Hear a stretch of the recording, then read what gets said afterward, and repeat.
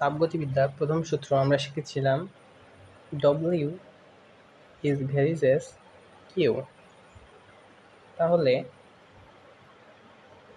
W is equals to J Q। এখানে Jকে আমরা শিখেছিলাম তাপের যান্ত্রিক সাম্যতা। তাপের যান্ত্রিক সাম্যতা যেকে আমরা শিখেছিলাম তাপের যান্ত্রিক সাম্যতা। যদি W is equals to JQ হয়, J এর মান 1 হলে W is equals to Q হবে।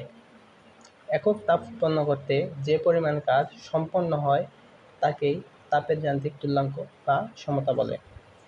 একক তাপ উৎপন্ন করতে Q এর মান 1 হলে W is equals to J হবে। তাহলে একক তাপ উৎপন্ন করতে যে পরিমাণ কাজ সম্পন্ন করতে হয় তাকে যান্ত্রিক তুল্যাঙ্ক বা সমতা বলা হয়। J এর বিভিন্ন মান রয়েছে। সিরিজ পদ্ধতিতে J এর মান সি, জি। এস পদ্ধতিতে J এর মান সিজিএস পদ্ধতিতে J এর মান হচ্ছে 4.2 × 10⁻7 hours per calorie। এসআই পদ্ধতিতে J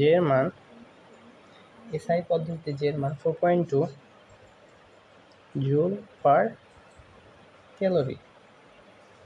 এসআই পদ্ধতিতে J এর মান 4.2 জুল পার ক্যালোরি।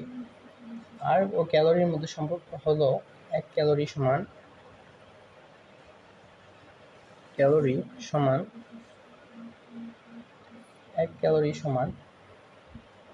×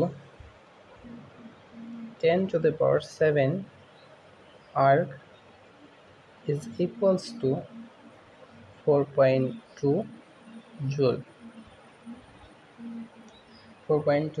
জুল। এখন তাপগতিবিদ্যার যে প্রথম সূত্রটি আছে, তাপগতিবিদ্যার প্রথম সূত্রটি হচ্ছে শক্তির নিত্যতার একটি বিশেষ রূপ। বিজ্ঞানী ক্লসিয়াস এই সূত্রটিকে সাধারণভাবে প্রকাশ করেন। তার মতে তাপ শক্তি অন্য কোনো শক্তিতে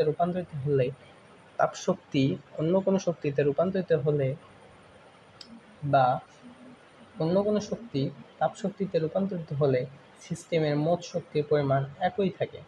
একে ক্লসিয়াসের মতবাদ বলে। বিজ্ঞানী ক্লসিয়াস নিম্নলিখিত উপায়ে তাপগতিবিদ্যার প্রথম সূত্রকে বিবৃত করেন। এটি এরকম: প্রদত্ত তাপ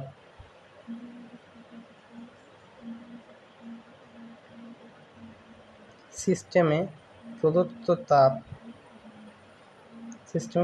তাপ ইজ ইকুয়ালস টু অভ্যন্তরীণ